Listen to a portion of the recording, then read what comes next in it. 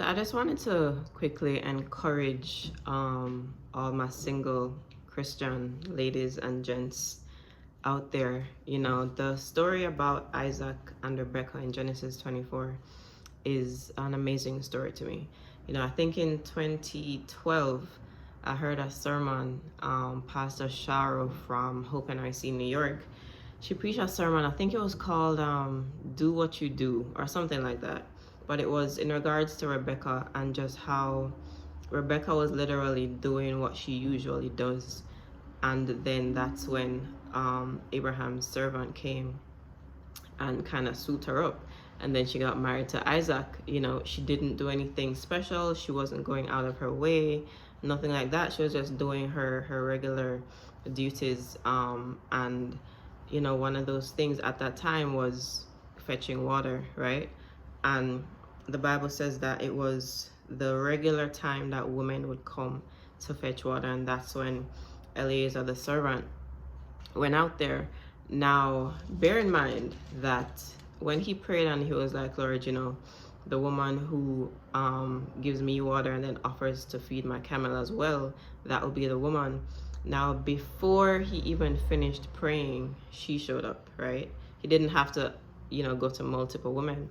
But in my imagination, and so not just my imagination, but I don't know if you guys know what Superbooks is, but Amazon Prime Superbooks is an amazing little cartoon that really is just Bible stories, right? And I came across that through my little godson Nathan, because that's all he watches.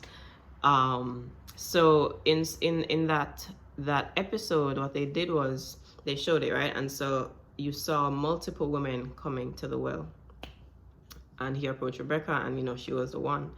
But I imagine that if he had approached other women, they would have either said, no, my dude, I can't give you any water.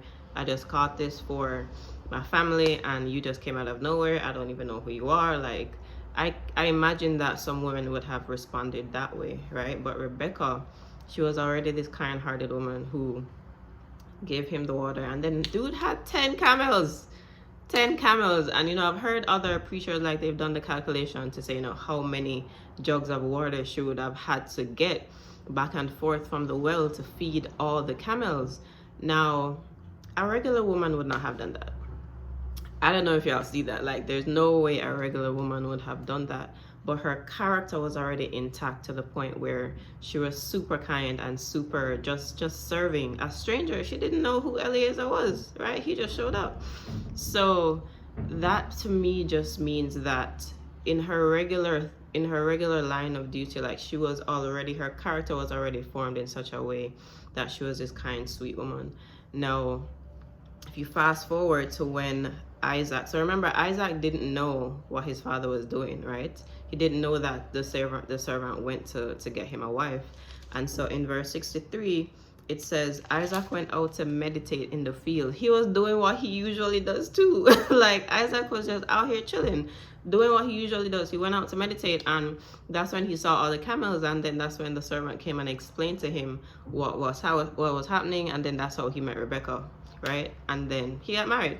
So Rebecca over here doing what she usually does, Isaac over here meditating, doing what he usually does, and then boom, they get married. Now, I'm not saying you're Isaac, I'm not saying you're Rebecca, but what I'm saying is that this story just shows us that they were focused on what they were focused on. Keep the main thing the main thing. For us in this world right now, like, I've heard so many stories of, you know, single people, and what they've said usually is, you know, when they get married, they testify and they're like, you know, when they got to the point of contentment, that's when the Lord showed up with the husband or with the wife. And so a lot of us out here now pursuing contentment, but we're doing it out of selfish gain. Like, we're pursuing contentment so that in the hopes that the Lord will present us to our husbands, or that the Lord will present our wives to us. And that doesn't make sense. That's a selfish desire. You're not pursuing contentment just to be content in the Lord, but you're pursuing contentment so that the Lord will do this thing for you. And so many of us get caught up in doing that. And I just think we need to refocus a little bit, because, you know, the main thing as Christians, what's the point? right? An eternal perspective just means that we are looking at the end. The end is the Lord is coming back. He's looking for a church who, without spot, wrinkle, or any such thing. He's looking for people who looks like him, who has his character and his nature, right? Now we over here trying to do all this other stuff. We trying to learn to cook so we can get ready for a husband. We trying to serve in the church and do a million different things so that our husband will find us in between time. Like, we're trying to do these things so that our husbands will find us, or so that the Lord will present our wives to us. And that, no, no, we really have to shift our focus and our perspective, because we ought to be pursuing Christ. If we are doing what we're supposed to be doing, right? You're serving the Lord, you're meditating on the word day and night so that you'll be successful. That's what the word says, right? You're meditating, you're praying, you're fasting, you're serving, you're giving, you're doing all those things. You're doing that for the Lord. And so in that process, he will drop homeboy or homegirl, right? If you're a woman, he will present you to your husband. If you're a man, he'll present your wife to you. Like, that's what will happen in the course of time, because you're about your Father's business. Now, we can't be out here pursuing marriage. Listen, the fact is, married or single, when the Lord comes back, right? What is he looking for? He's looking for somebody who reflects his image. Like, were you conformed to the image of Christ at the end of the day? And so I feel like if we're pursuing that and pursuing the Lord in that way, then if we're supposed to get married, he's going to drop whoever at the appointed time. If we're about our Father's business and keeping the main thing, we get distracted and caught up in this whole thing of getting married and having kids. And I'm not saying it's wrong to have that desire, but your desire for Christ must supersede everything else. Because even when you do get married, your desire for Christ must supersede your husband, must supersede your wife and your children. Like, it's still, the Lord has to still be the top priority. And so in our singleness, we ought to be walking in that. Yes, desire marriage. The Lord will drop whoever at the appointed time, but keep the main thing the main thing. Single or married, Jesus Christ is coming back for us, and he's looking for somebody who was conformed to his image, who fulfilled his purpose for them on the earth and now looks like him, has the character and nature of Jesus Christ. You're walking in the fruits of the Spirit. You look just like him. Married or single, that's what he's coming for. And so I would just encourage us to shift our focus. If your focus has been on finding your wife or waiting for your husband to find you, shift your focus, man. The main thing is to pursue Jesus Christ and to look like him. That's what he's coming back for. And so we ought to be pursuing that. Now, if that's what we're doing, then at the appointed time when he drops homeboy, we'll already be ready. Character-wise, we'll be ready. The way we dress, we'll be ready. You cooking at home or whatever the case may be, because in the course of reading this Bible and going through, meditating on the word, the Lord will begin to show us those things that, you know what?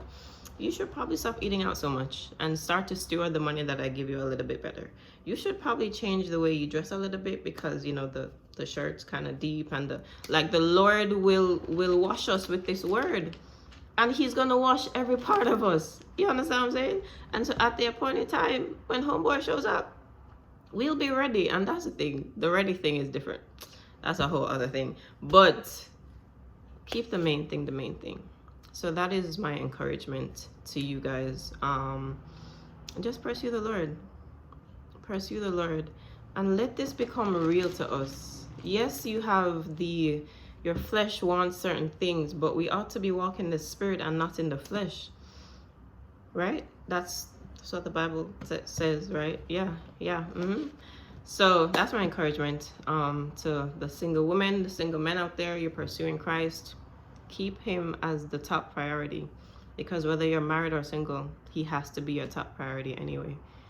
That's what he's coming back for us who look like him, who has been conformed to the image of Christ.